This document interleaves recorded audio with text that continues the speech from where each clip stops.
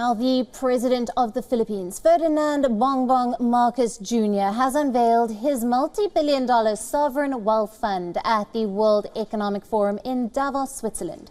Reports call it ironic, seeing as Bongbong is the reason for the Swiss government's first ever unilateral freeze in its banking history. The Marcos family and Switzerland have a long history. Bongbong's father, Ferdinand Marcos Sr., was the president of the Philippines from 1965 until he was deposed in 1986. During that time, Marcos Sr. and his wife Imelda are accused of having pillaged the island nation.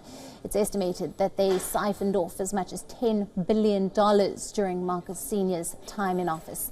And much of the ill-gotten gains were stored in Swiss banks. Now, Credit Suisse was one of the first banks to help the family to stash funds. They infamously helped Marcos Sr. and Imelda open accounts under the fake names William Saunders and Jane Ryan. The stolen money, dubbed the Marcos Millions, hit headlines the year Marcos Sr. was deposed. It prompted Swiss banks to overhaul their banking secrecy laws in 1988. In 1989, the Manila-Bern International Mutual Assistance in Criminal Matters Framework was set up. It enabled the Philippines to ask the Swiss government's help in prosecuting the Marcos' ill-gotten wealth cases. In 1995, a Zurich court even ordered Credit Suisse and another bank to return the $500 million of stolen funds to the Philippines. In 1997, the Swiss Federal Supreme Court established that $356 million in 5 secret Marcos Swiss accounts were of criminal origin. Now, given the tumultuous history between Switzerland and his family, Bongbong's soft launch of the Sovereign Wealth Fund in Davos is seen as him returning to the scene of the crime. Bongbong says that the Maharlika Investment Fund will invest in sectors such as agriculture, energy, digitalization and climate change. But critics say that there are issues with the fund, which is still midway to being enacted by the Philippine Congress.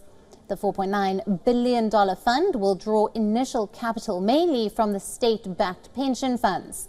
The national government and the central bank will also contribute.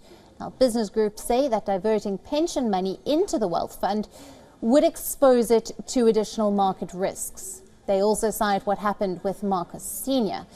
Bongbong's father implemented several national investment and development programs during his dictatorship. They led to the grant of monopoly powers and became synonymous with cronyism and corruption. Then there's the issue of the missing Marcos millions. Not all the money that the Bongbong's parents stole has been recovered, and there's no restriction that bars any still hidden funds from being deposited into the SWF in 2003. The Philippine Supreme Court said that any still unrecovered assets in the Marcos millions were considered stolen and should be seized. Now, what prevents Bongbong from suddenly finding the missing millions, funneling it into the fund, and then using it to enrich cronies?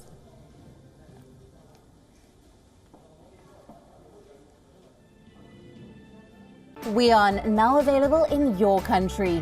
Download the app now. Get all the news on the move.